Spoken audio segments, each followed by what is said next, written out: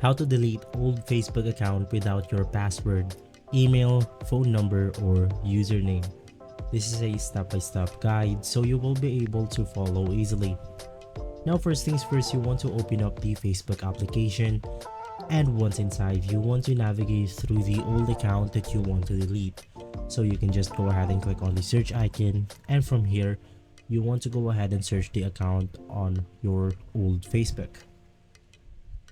Now as an example, I'll just go ahead and click a random Facebook right here. And once inside your old Facebook account, you can just go ahead and click on the three dots at the corner of this account right here. Once inside, you want to click on report page.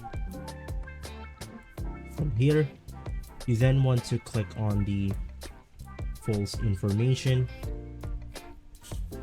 From here, you then want to click on the impersonation or pretending to be someone else, and you basically want to click on they're pretending to be me, which is this one.